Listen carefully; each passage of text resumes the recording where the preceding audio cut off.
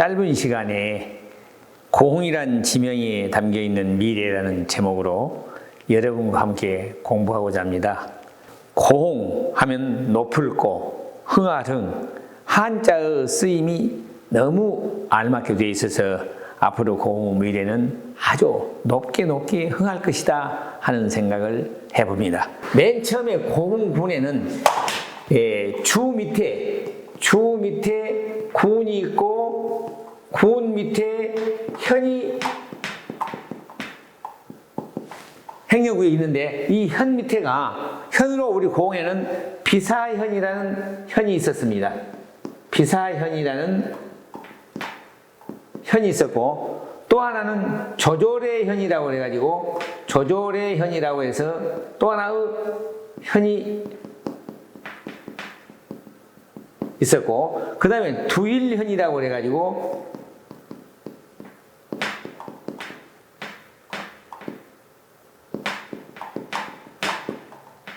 이 세 현이 있었는데 이 비사현은 지금으로 하면 동강면입니다. 이 조조현은 지금으로 하면 남양면이에요.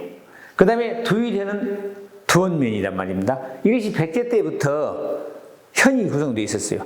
이 현이 있었는데 그럼 아까 이야기대로 비사현은 동강대서고 조조현에는 남양 과역 일부였고 두현은 고흥 성촌 지역 일부까지도 두원현이었던 것 같아요. 나머지는 그 어디냐면 이 현 밑에 부곡이라고 해서 요새 우리들이 잘 아시는 부족국가, 그때 당시에 부족국가들만 살았던 부곡들이 한 4군데 있었습니다. 고이부곡이라는 데가 있었고요. 고이부곡이라는 데가 있었고 그 다음에 타주부곡이라는 데가 있었고 그 다음에 식촌부곡이라는 데가 있었고 그 다음에 도량부곡이라는 데가 있었습니다. 이래서 4군데 부곡이 있었는데 우리는 고흥현은 맨 처음에 이 고이부곡 여기서 시작이 됩니다. 이때가 언제냐? 이때까지 1285년 고려 무열왕 11년 때까지도 고이부곡으로 남아 있었어요. 백제 때부터 현은 비사현, 조조현, 일절자도 이 지역은 한정되어 있는 곳이고 고흥읍은 고이부곡으로 남아 있었습니다. 이따가 1285년 고려 무열왕 때 와가지고 삼별초난이 일어났죠. 여러분이 잘 아시다시피 삼별초가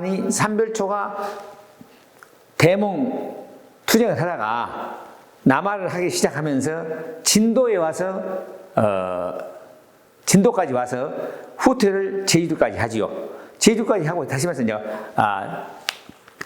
토벌 진압이 된 거죠. 일치만 토벌 진압이 되니까 이제 몽고민이 철수를 한 것이 아니고 장흥 청관산에다가 주둔지를 전해놓고 일본 정벌을 서두릅니다.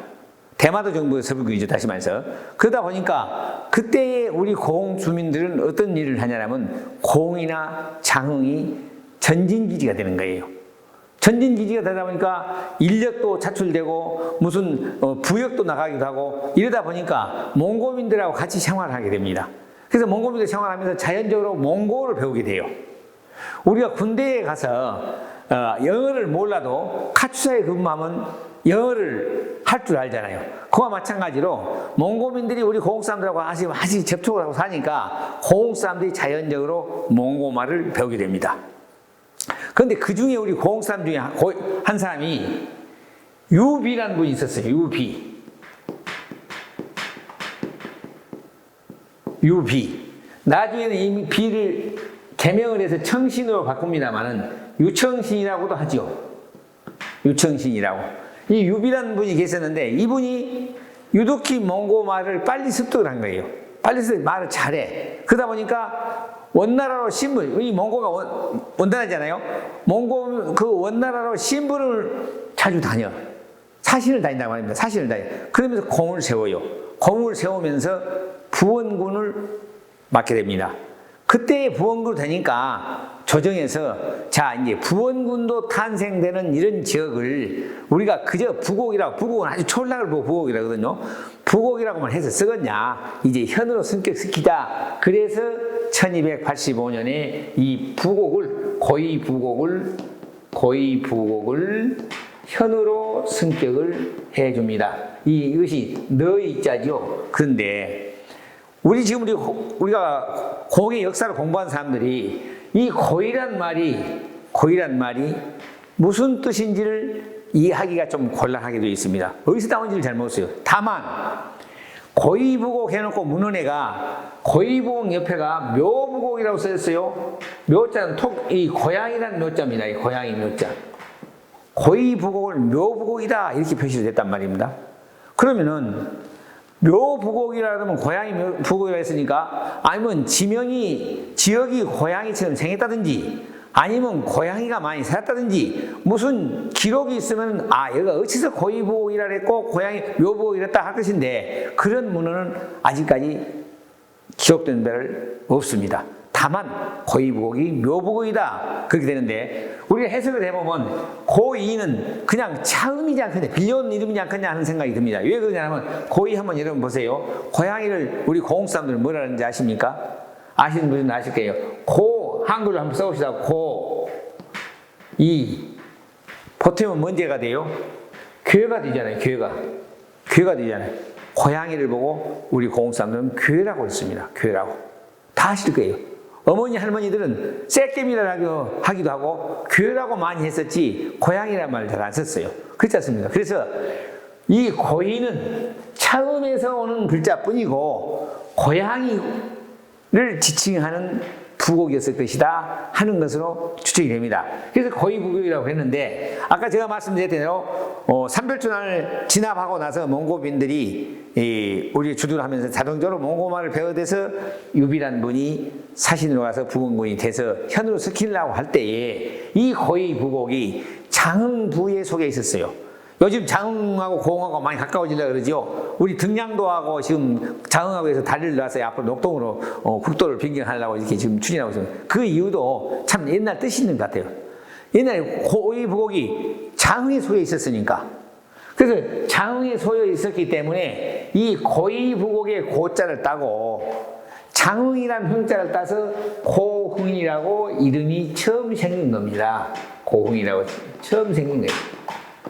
어떤 큰 의미가 있어서 쓰는 것은 아니었었는데 오늘날 우리가 고흥이라는 한자어로 해석을 해놓고 보니까 너무 좋은 거예요. 높게 흥한다.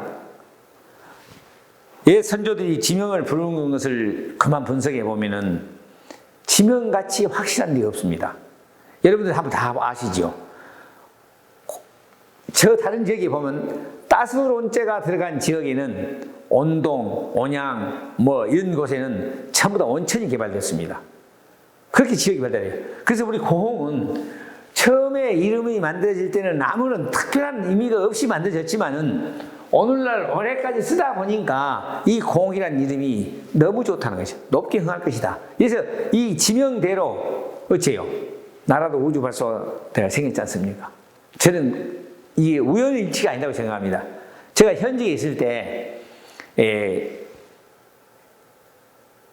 나라도 우주발사가 생겼는데 우주발사가 유치를 하며 놓고 나서 많은 정치권에서 서로가 나 힘으로 우주발사를 유치하게 됐다.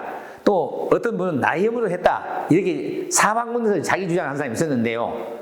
그때 항공우주연구원장이 이 발사대가 생길 무렵에 왔을 때 제가 모시고 식사를 한 적이 있습니다. 식사하는데 그 우주원장이 하는 말씀이 뭐라고 이야기하냐면 공의 우주 발사대가 유치하게 되는 것은 정치권에서 서로가 자기의 공을 내세우려는데 이건 전혀 거짓말이다. 왜냐하면은 이 우주 발사대를 찾기 위해서 전국에를 다 다녀봤는데 나라도 이 짝에만큼 유치가 좋은 곳이 없었다. 더 좋은 곳이 한국에 제주도가 있었는데 제주도는 그것을 유치를 반대를 했고 공이 두 번째였는데 이만한 좋은 데가 없었기 때문에 자연스럽게 여기가 유치가 된 것이지 어느 정치권의 입김으로 가지고 한 것은 아니다 하는 이야기를 듣고 저는 깜짝 놀랐습니다. 정치권에서는 그렇게 주장했었는데 그런데 공교롭게도 그거 한번 보시랍니까? 우주 발사대에 생긴 마을이 하반마을이었습니다. 하반마을에서 잘 아시죠? 우리 공수 사람들은 이 반자가 기초를 닦아서 안 친다는 반자예요. 어떻게 그 마을이 하반 마을이었냐 그 말입니다.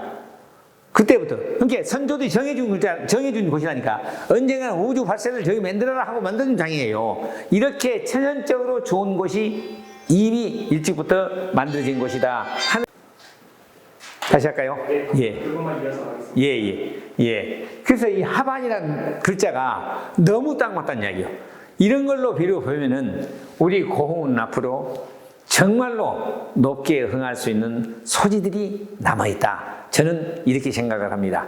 그러면 이 고흥은, 그래서 아까 얘기대로 맨 처음에 고이부곡에 고자를 따고 장흥이라는 흥자가 돼서 고흥현이라는 현이 생겼습니다.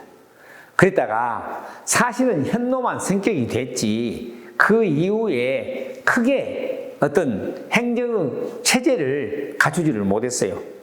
그래서 태조가 건국을 하고 나서 1392년에 건국을 하죠. 1395년에 태조가 건국을 나서 벌써 4년 뒤에 그냥 이 고흥현에 있는 현감이 외침들이 심해가지고 도저히 버텨낼 수가 없어. 그래서 할 수 없이 보성군에는 조향현으로 현감이 볼 수 있는 치소를 조향현으로 옮길 때도 있었습니다.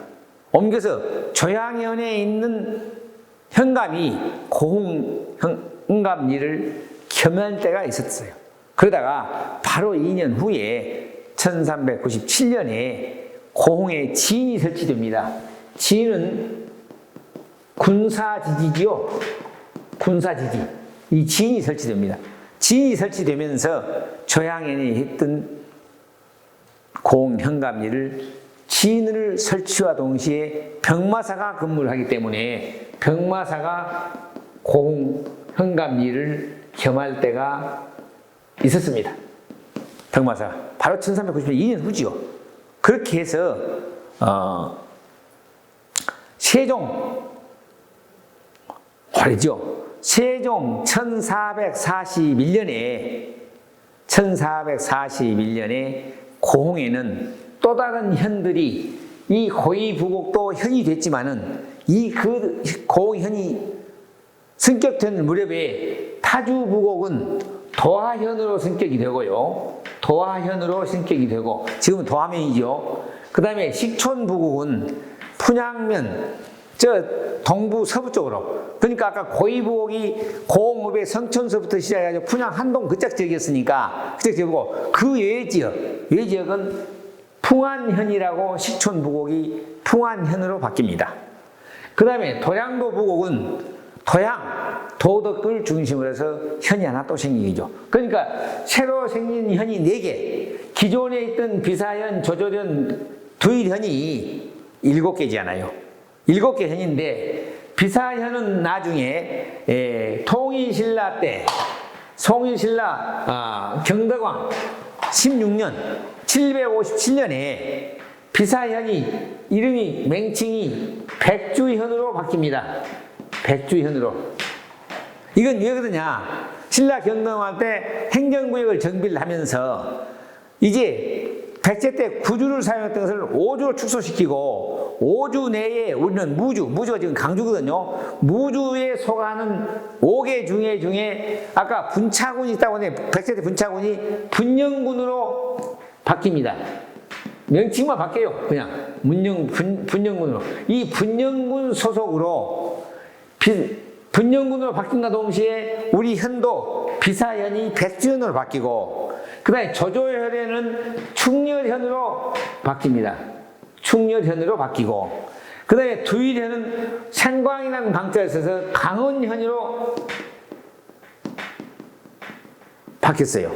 이렇게 현이 이름이 명칭이 바뀌었다가 아까 고려 때 고흥현이 생길 무렵에 고흥현이라고 하고 그 다음에 백주현은 태강 동강을 보고 태강이 됐어요. 그때는 태강현이라 그러고 그 다음에 충렬현은 남양현으로 바뀌고 그 다음에 광원현은 두원현으로 명칭이 바뀝니다. 그래서 기존에 했던 현 3개 그 다음에 새로 신설된 현 4개 그래서 7개 현이 조속된 것이죠. 고려 때 와서 고려 말기 와서 그러다 보니까 그것이 고려 말기에 있던 것이 우리 태조 건국에 가서 자동적으로 행정국이 그대로 옮겨왔으니까 그대로 옮겨와가지고 1441년 세종 13년이죠. 세종 때 와서 이 7개 현을 하나의 현으로 통합을 합니다.